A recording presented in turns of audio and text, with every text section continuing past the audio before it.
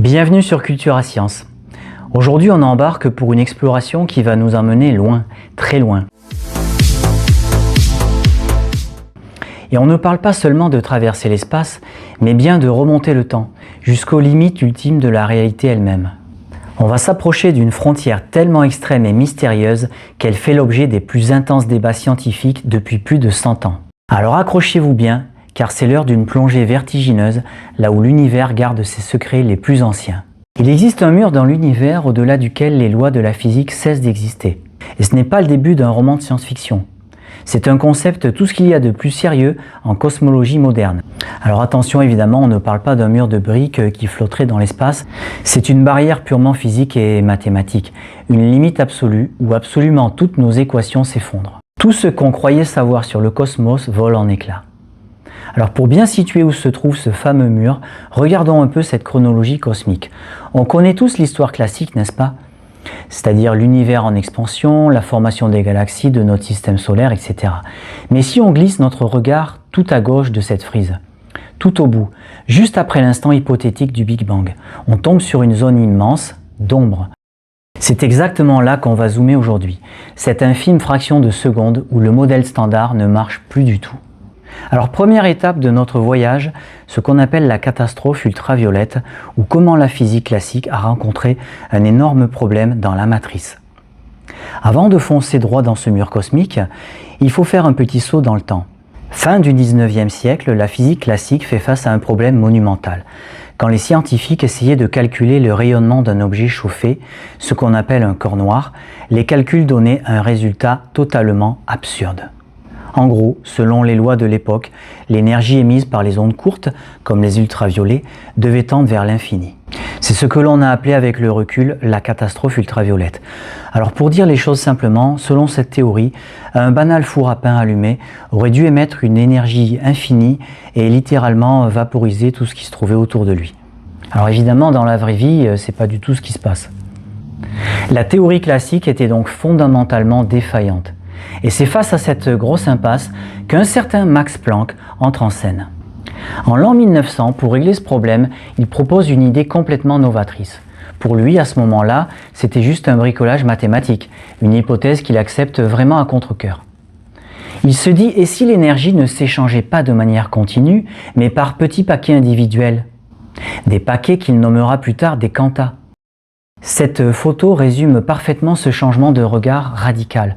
À gauche, l'ancienne vision, la vision classique. On imaginait l'énergie un peu comme l'eau qui sort d'un tuyau, un flux continu, fluide, ininterrompu. À droite, l'approche de Planck. L'énergie ressemble plutôt à une averse de grêle, elle tombe par petits grains bien définis. Et bien sans savoir, ce petit ajustement mathématique allait déclencher la plus grande révolution scientifique du XXe siècle. Ce qui nous amène à notre deuxième partie, la naissance des quantas, la découverte d'une réalité littéralement pixelisée. Le cœur du concept, c'est ce fameux quantum d'action. C'est la plus petite quantité d'énergie qu'il est possible d'échanger. Elle est absolument indivisible. Pour bien comprendre, imaginons que la monnaie de l'univers soit par exemple le centime. Eh bien, on ne peut rien acheter ni échanger pour un demi-centime ou un quart de centime. Ça n'existe pas. L'univers possède donc une résolution maximale, un grain fondamental en dessous duquel on ne peut plus rien diviser. Ce grain fondamental, il a une valeur bien précise. Et c'est ce nombre-là, 6,626 fois 10 puissance moins 34 joules seconde. C'est la très célèbre constante de Planck. Alors oui, c'est un chiffre tellement infiniment petit qu'il passe complètement inaperçu à notre échelle humaine. Mais ce détail est crucial. Ce nombre minuscule finira par remettre en question toute notre conception des origines de l'univers en imposant une limite stricte à ce qui est divisible dans la nature. Et finalement, cette idée des quantas a vraiment bien marché. Elle a permis de modéliser avec une précision incroyable le comportement de la matière à l'échelle microscopique. De l'effet photoélectrique d'Einstein jusqu'aux orbites des atomes, cette constante a fait le pont parfait entre la physique classique et la toute jeune mécanique quantique. Mais voilà la question qui fâche. Si cette théorie est géniale pour l'infiniment petit, que se passe-t-il quand on la pousse dans ses ultimes retranchements, tout au début de l'univers? Eh bien, c'est l'heure de notre troisième étape, l'ère de Planck. Une véritable plongée dans les extrêmes. On laisse maintenant le monde qu'on connaît très loin derrière nous. 10 puissance moins 43 secondes. C'est le temps de Planck. Concrètement, c'est le laps de temps le plus court qui est recensé en physique. Autrement dit, c'est l'instant le plus bref qu'on puisse mesurer juste après l'hypothétique instant zéro du Big Bang. Avant ce moment précis, eh bien, nos théories actuelles sont totalement incapables de dire ce qui se passait. La notion même de temps, telle qu'on la conçoit au quotidien, semble complètement s'évaporer. Et côté distance, on tombe sur la longueur de Planck, 10 puissance moins 35 mètres. Alors pour mettre ça en perspective, et ça donne le vertige, c'est 17 ordres de grandeur plus petit qu'un simple électron. À ce niveau-là de miniaturisation, la gravité devient tellement écrasante, tellement extrême, que l'espace-temps lui-même n'a plus de sens classique. La géométrie de l'univers est littéralement en train de se construire. Les notions classiques de distance ou de durée n'existent plus. Mais ce qui est fascinant pendant cette brève période cosmique, c'est le comportement des forces fondamentales.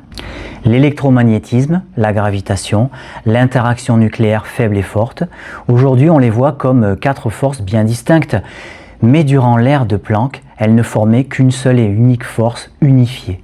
Une sorte de soupe primordiale complètement indivisible. Alors comment décrire un univers aussi dense et chaotique ? Eh bien c'est notre 4e chapitre, au-delà du modèle standard, là où la physique se brise de façon assez spectaculaire. Parce que oui, c'est là que nos beaux modèles mathématiques actuels finissent dans le décor. Imaginez, la structure topologique de l'univers est en plein chantier. Les symétries fondamentales du vide quantique peuvent se briser soudainement au cours de transitions de phase d'une violence qu'on peine à imaginer. Ça donne naissance à ce qu'on appelle des défauts topologiques. Certains chercheurs prédisent même l'apparition de monopoles magnétiques, des particules très bizarres avec une charge magnétique isolée. C'est vraiment le chaos primordial absolu. Et tenez-vous bien parce que ça, c'est un concept complètement hallucinant. Sous cette densité d'énergie infernale, le vide quantique n'est pas complètement vide. Au contraire, il bouillonne, à tel point que des trous noirs microscopiques pourraient se former continuellement. On les appelle les trous noirs virtuels. Ils apparaissent à partir de ces fluctuations quantiques, ils possèdent la masse de Planck, puis ils s'évaporent presque instantanément au bout d'un temps de Planck. C'est fou de se dire que l'espace à cette échelle serait rempli d'une mer de mini-trous noirs éphémères. Si on voulait vraiment essayer de se représenter l'univers tout entier à cet instant précis, certaines théories le décrivent comme une minuscule membrane d'énergie pure. Alors elle pèserait seulement l'équivalent de 20 microgrammes, mais contiendrait une énergie équivalente à des dizaines de milliards de fois celle d'un proton. Le tout brûlant à une température littéralement indescriptible, la température de Planck. C'est un condensat brûlant face auquel nos lois de la physique sont complètement impuissantes. Alors ça nous amène à notre dernière partie, les limites de la connaissance et la quête d'une théorie du tout. Nous voici donc devant la fameuse frontière, la question qui donne des frissons intellectuels. Mais que se cache-t-il vraiment derrière le mur de Planck ? Le truc, c'est que pour pas mal de scientifiques, se demander ce qu'il y a avant ou derrière, c'est peut-être un non-sens total. Le temps et l'espace n'existeraient peut-être même pas au-delà de ce mur. Le véritable problème, c'est que la relativité générale, qui gère l'infiniment grand, et la physique quantique pour l'infiniment petit, refusent de communiquer à ce niveau-là. Donc pour espérer un jour passer de l'autre côté de ce mur conceptuel, il nous faut un nouvel outil. Il nous faut ce qu'on appelle la gravité quantique, ou bien la théorie du tout. Et les chercheurs s'arrachent littéralement les cheveux là-dessus à l'heure actuelle. D'un côté, il y a la théorie des cordes, qui imagine un univers fait de minuscules cordes vibrantes. De l'autre, la gravité quantique à boucle, qui suggère que l'espace-temps serait une sorte de tissu pixelisé, une mousse de spin émergeant du néant. Mais au bout du compte, ce mur est bien plus qu'un simple obstacle mathématique. C'est l'inconnu absolu de l'humanité moderne. C'est un concept tellement impossible à se représenter qu'il en devient finalement incroyablement poétique. D'ailleurs, l'académicien Jean d'Ormesson le disait très bien. L'ère de Planck est une abstraction parfaite, un objet de fascination qui fait rêver les philosophes, inspire les artistes et pousse les scientifiques à chercher sans relâche. C'est la toute dernière frontière de la réalité. Cette idée achève cette exploration aux confins de la physique moderne. S'approcher de l'infiniment petit et des origines même de l'univers, eh bien ça laisse forcément un peu rêveur et ça soulève surtout des tonnes de questions. Et bien pour aider ce genre de recherche et soutenir la chaîne, s'abonner à Cultura Science et laisser un petit pouce en l'air est toujours un geste très apprécié. Et bien sûr, partager ces théories, ces réflexions ou ces interrogations dans les commentaires permet de prolonger ce voyage fascinant ensemble. Alors à très vite pour une nouvelle plongée aux frontières de la science.